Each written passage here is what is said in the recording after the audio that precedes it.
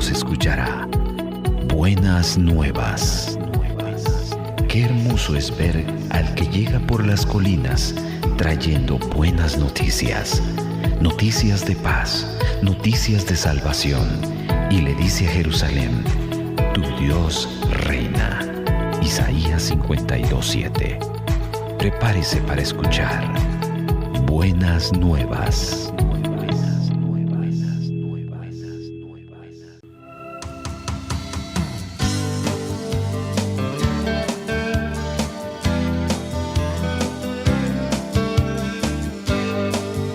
A continuación, el pastor Héctor Rolando Santos con el mensaje de la palabra de Dios. Empieza a hacer cosas que ya no tiene que hacer. Empieza a fallar. Y se acuerda que con la oración está la victoria, pero ya no puede orar. Porque si se arrodilla se queda dormido. Porque ya le tiene miedo a la oración. Mire, hermano, no hay cristiano más derrotado que aquel que le tiene miedo a la oración. Cada vez que le dicen que hay que orar, se asusta. Pero en cambio el cristiano que está en victoria le dice vamos a orar y se alegra. Porque sabe que vamos a hablar con Dios. Y que en la oración hay victoria, hay ganancia, hay bendición. Alabado sea el nombre del Señor. Entonces hay una gran diferencia. Pero Dios nos libre y Dios nos ayude, ¿verdad?, para no caer en semejante condición. Y hay cristianos que ya no van a culto, que ya no oran, que ya no se acuerdan de Dios, que ahora hasta le da pereza, etcétera, etcétera. Y dicen, ¿y por qué me estará pasando a mí esto? ¿Por qué mi economía está mal?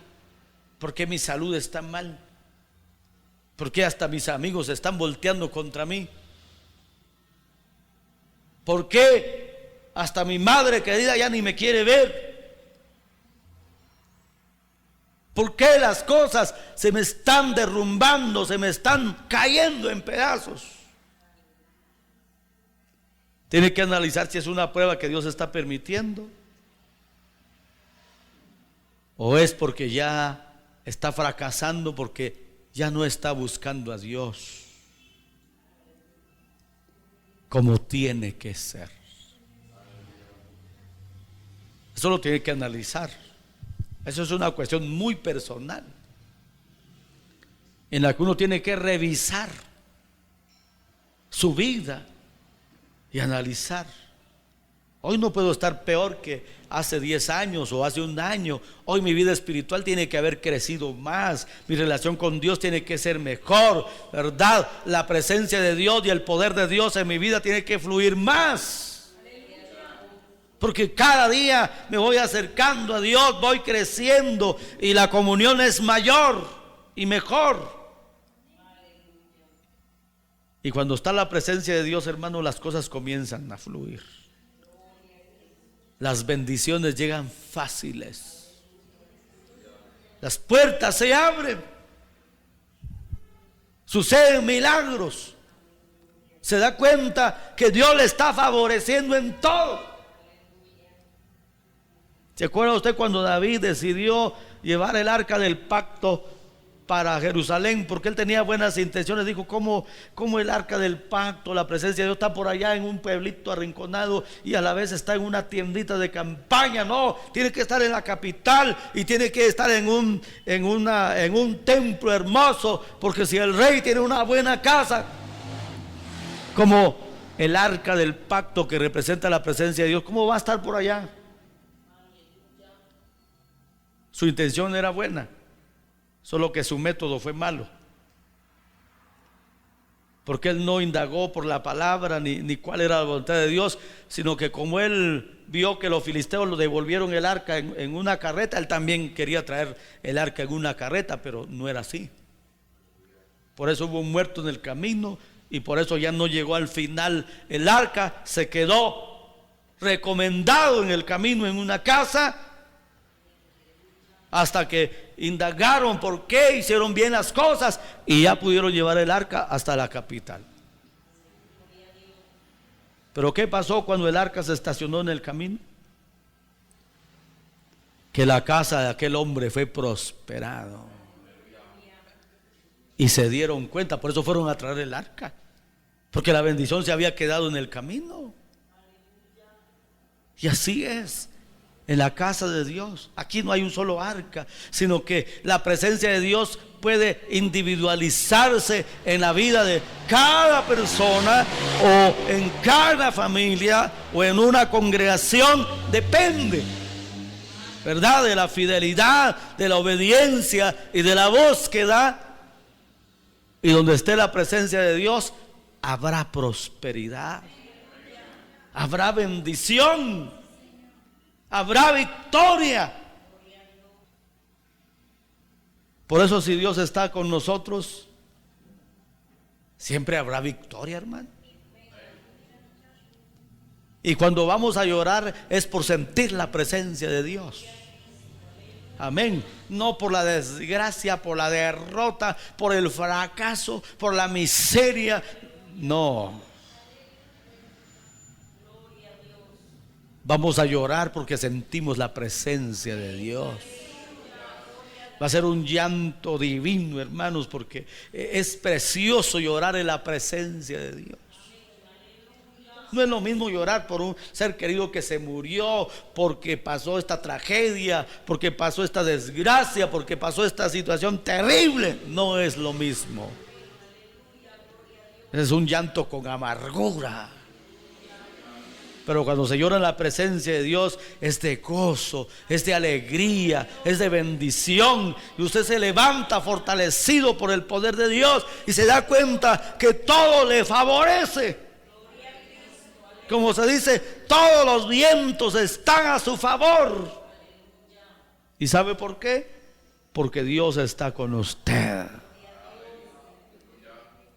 Gloria a Dios. Por eso la importancia y la bendición de buscar a Dios. Y tengo que luchar. Toda mi vida voy a luchar contra eso. Contra la pereza, contra la indiferencia, contra las trampas que el diablo quiera poner. Siempre tengo que batallar contra eso para poder buscar la presencia de Dios. Y cuando esté en esa actitud de valentía, hermano, desbaratando y desechando y quitando todo lo que me estorba, y prospero en buscar a Dios, se me va a facilitar todas las cosas. El Señor va a romper las cadenas, va a desbaratar los yugos, va a deshacer toda obra del diablo y me va a entregar la victoria. Pero si no, viene un problema, otra desgracia y otra situación terrible. Lo que leímos ahí es para que tiemble el corazón. 30,000 soldados muertos. Los sacerdotes que llevaban el arca muertos. El arca del pacto robada, llevada. Después, el sacerdote principal, al oír la mala noticia, se muere. Y cuando la nuera escucha todo, 30,000 muertos de los que defendían a Israel. El esposo y el cuñado muerto. El suegro, que era el sacerdote principal, muerto. Y para completar, el arca del pacto robada. Aquella mujer se murió de una vez. Y lo único que alcanzó fue a ponerle nombre a su hijo que nació. Y acabó sin gloria. No tenemos nada. Así es sin Dios, hermanos. Porque el diablo, que solo reprenda, tiene esclavo a la gente que no conoce a Dios. Porque sin Dios no somos nada. Ahora, No tendría por qué ser así. Pero porque hay muchos cristianos en derrota, en fracaso, en desgracias, lamentando una y otra situación, y en lugar de prosperar cada día se le viene todo abajo. Hermanos, eso es para tirarse de cabeza ante la presencia de Dios y pedirle misericordia y decirle: Señor, que se calme ya la mortandad, la desgracia, la ruina, el fracaso, el caos, todo, que se calme ya. Ten piedad, ten misericordia, ayúdame a ser fiel, ayúdame a buscarte, ayúdame a obedecerte, ayúdame a entregarme por completo a ti, para que vuelva la bendición de Dios. Porque hasta los mejores guerreros les pasa. David, siendo jovencito, venció a Goliat, y hasta cantaban las doncellas: Saúl mató a sus miles y David a sus 10,000. Hasta le causó envidia a Saúl. Cuando fue rey, iba extendiendo sus dominios, derrotando a sus enemigos. Pero un día le ganó la pereza, y en lugar de estar en la batalla como debía de estar, se quedó en el palacio, durmiendo más de la cuenta. Y cuando se levanta a estirar las manos como un gato que se está despertando, mira lo que no tiene que mirar, y se le mete al corazón la concupiscencia y le echa mano al pecado. Después, queriendo tapar su pecado y reparar el error, comete un crimen más grave todavía, dando una orden para que aquel hombre fuera puesto al frente de la batalla y dejado solo para que lo mataran. Después de volverse adúltero, se volvió criminal. Y cuando llega el profeta Natán a contarle una historia y le dice: David, déjame contarte una historia. Dígame, profeta. Había un hombre rico que tenía muchas ovejas, le sobraban muchísimas. Y había un hombre pobre que solo tenía una ovejita. Y el rico manda a quitarle la única oveja, a matarla y comérsela para darse un banquete. Y el rey David se enfureció y dijo: el tal hombre debe morir. Pero ¿sabe cuál fue lo más terrible? Cuando el profeta le dijo: ese hombre eres tú, le dijo, porque Dios te entregó todo en las manos y mira lo que has hecho. Por tanto, la espada no se apartará de tu casa. Y ahí comienza la tragedia para David, que no vale la pena mencionar porque es triste. Así es todo aquel que se va olvidando de Dios,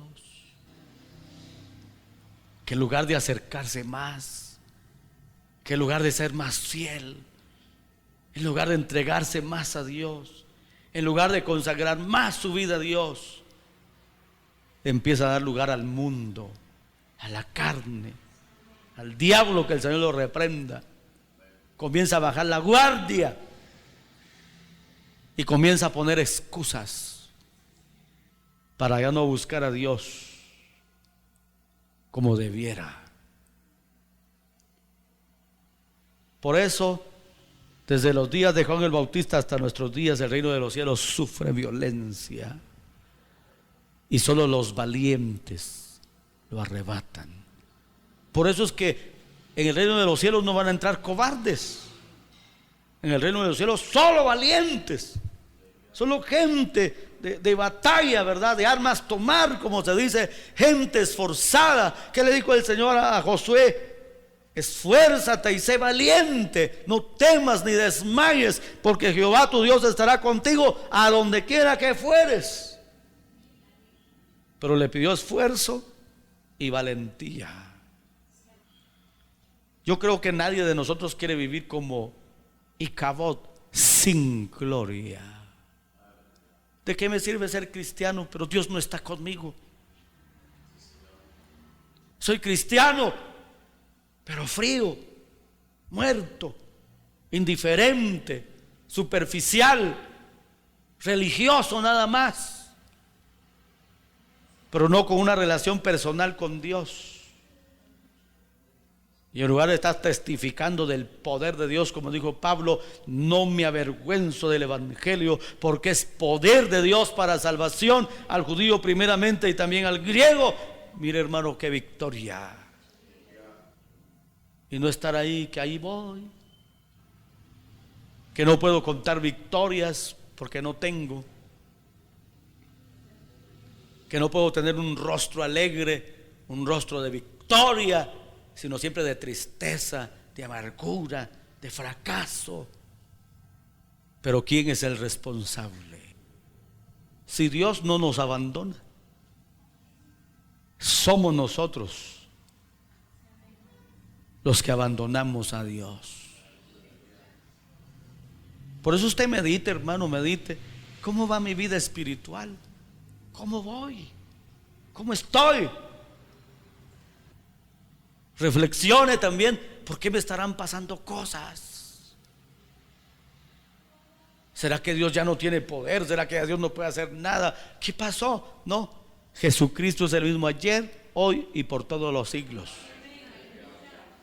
Somos nosotros los que fallamos, Dios no. Dios siempre está en su trono, Él tiene poder, Él tiene propósitos, Él tiene muchas bendiciones para entregar, pero hay que arrebatarlas y hay que probarle a Dios fidelidad a toda prueba. Como dijo Pablo, ¿quién me separará del amor de Cristo? Se lo voy a leer. Romanos 8, verso 35. Romanos 8:35 dice: ¿quién nos separará del amor de Cristo? Tribulación, angustia, persecución, hambre, desnudez, peligro o espada. Mire, cosas terribles. No dijo, ¿qué me va a separar del amor de Cristo? Mi pereza, mi indiferencia, mi carnalidad, mi falta de voluntad. Hermano, cuando leemos lo que Pablo dice, hermano, lo nuestro no vale nada, que por nada olvidamos a Dios. Entonces en esta noche el mensaje es Icabod, sin gloria. Si no buscamos a Dios, si no somos fieles, si no nos esforzamos, así termina la historia.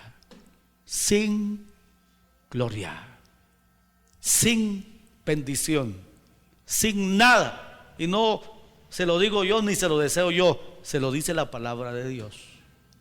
Usted quiere ver victorias, usted quiere ver bendiciones, usted quiere testificar del poder de Dios, usted quiere mostrarle inclusive al mundo que la vida en Cristo es una bendición de Dios, que vale la pena.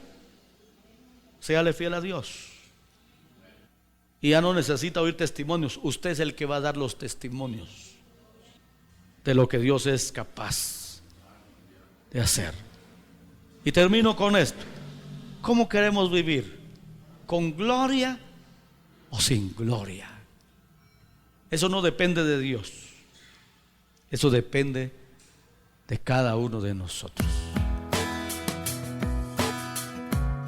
Les hemos presentado la segunda y última parte del mensaje titulado Icabod sin gloria. Buenas Nuevas es presentado por la Iglesia Cristiana Pentecostés de Guatemala, Remanente Escogido, y su pastor Héctor Rolando Santos. Que la misericordia del Señor Jesucristo, el amor de Dios y la presencia del Espíritu Santo estén siempre con todos ustedes.